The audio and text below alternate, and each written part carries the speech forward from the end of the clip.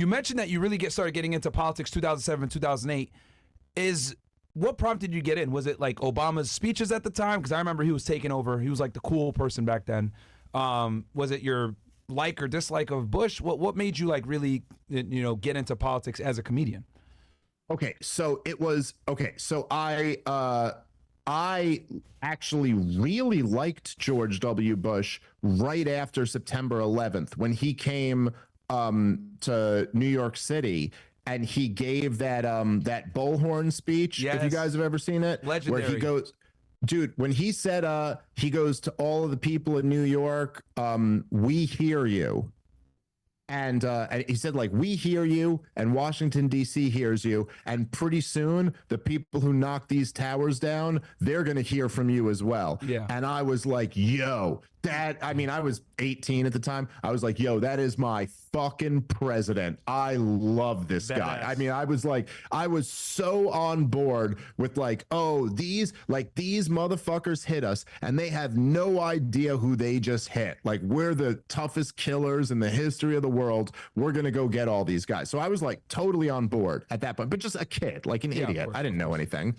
And then fast forward to like, there was like a few years later, and it was after he had already invaded Iraq and we had been bogged down in Afghanistan for a while. And it was like, what? We're trying to overthrow the Taliban. And why are we fighting Saddam Hussein? And then there was one press conference where someone asked him, they were like, hey, it's been forever and you still haven't gotten Osama bin Laden. And, like, what's up with that? And he said, you guys go find this. It's been a long time since I watched this video, but I'm not far off. He said, essentially, like, I don't really care. It's not even something I think about. Like, I'm focused on other things. Yeah. And I remember seeing that and it was like, yo, I hope you fucking burn in hell, dude. Like, really, motherfucker, you came here after we got hit and promised us that you were going to go get these motherfuckers. And now you're telling me you don't even care, but you actually had some totally separate beef because like something with your dad being an attempted assassination or something like that is what I knew at the time, you know? And so then I was like, screw him. And I was rooting when the Democrats won the Congress back in 2006. And then when Barack Obama started running, I was like, oh, okay, this guy seems really smart and charismatic. And maybe he'll be kind of the next like JFK. And he's totally against the Bushes. And anyway, so then it was in 2007. I literally just happened to be watching the Republican presidential debate. And I saw it was the Ron Paul versus Rudy Giuliani moment. Do you guys know what that is? No. What this is 07. Because I'm trying to think here. Obama ran against McCain, right? If I'm not mistaken. Yes. Okay, so this is in the Republican primaries before McCain had won it. Gotcha. Okay. Yep. So this is the Republican primaries, and okay, so Rudy Giuliani had started that year's Republican primary as the front runner. Mm-hmm. And then ultimately he got knocked out and then McCain ended up winning the nomination. Yeah. But Ron Paul was running for president that year. So he was one of the guys on the debate stage and he was a libertarian, but a Republican, like in, Rand Paul's father and like a Thomas Massey, Rand Paul type, hardcore, but even more hardcore than them, like a hardcore libertarian, but who was a Republican in Texas. Gotcha. And so he gets up and he goes, and I really encourage you both and anyone in your audience to go watch this if you haven't already. And maybe for the younger guys, it might be even tough to understand how crazy this was in 2007. But so Ron Paul's up there. And at the time, the line was, they hate us because we're free. This was the George W. Bush line. Yes. That, hey, the reason these Muslims hate you is because you're so free and so rich that they just want to blow you up because they're possessed by evil or something. I don't know exactly what the logic was, but they just hate freedom and hate prosperity. So they want to kill you. Yeah. And so Ron Paul, this guy I'd never heard of before, he gets on stage and he goes, well, no. Listen, let me tell you something. The terrorists don't hate us because we're rich and we're free. They hate us because we're over there. They hate us because we're propping up. We're bombing Muslim countries. We're propping up brutal dictators in Muslim countries. Our sanctions are like starving their children to death. This is why they hate us. And he goes, now look, we're never, he said, I think his exact words were, he goes, if you think we can go around the world doing whatever we want with no risk to us, then we do that at our own peril. And so he's going off on this. And then Rudy Giuliani, to get back to why I don't like him so much, Rudy Giuliani interrupts him and he goes, I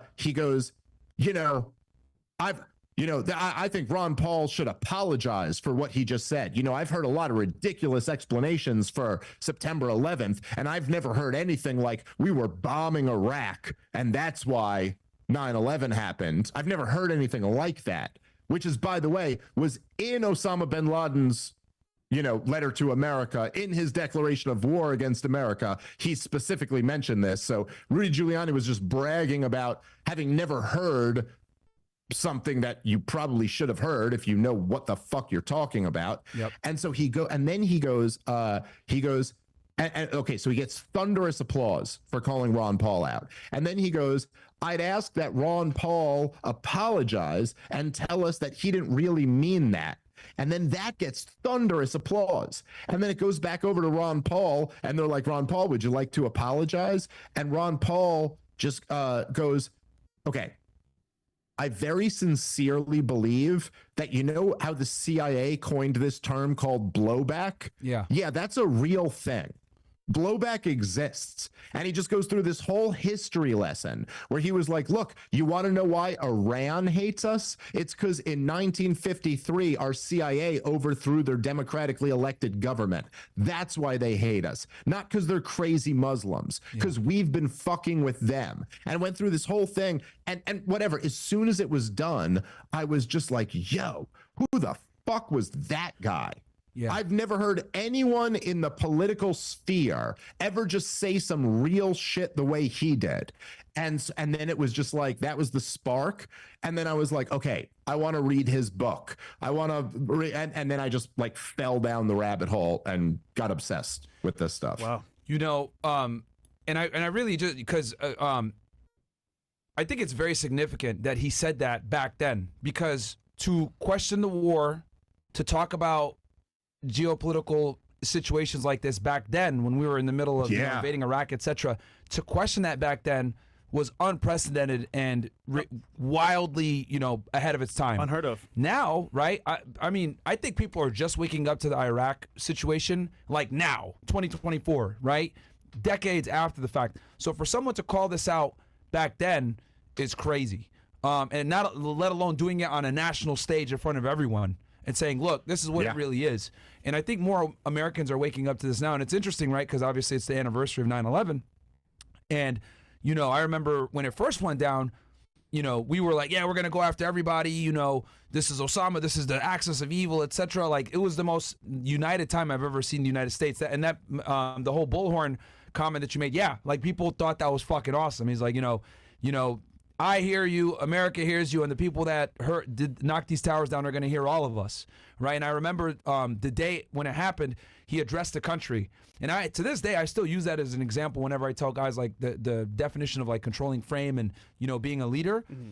His address to the United States right after 9/11, I think, was probably one of the best examples of leading during one of the most turbulent times in our nation's history. But look, I mean... It also shows you, like, why is that so powerful? And I think that if you really understand that, in a weird way, it makes you understand Ron Paul's point. Yeah. It's like, if you understand that, like, look, after 9/11, if an American leader stands up and goes, let me tell you something. I'm going to protect you from another 9/11 ever happening. And you know how we're going to do it? And maybe they don't say these exact words, but they go, we're going to go kill all these motherfuckers over there. It's very easy to go, yes, fuck yeah.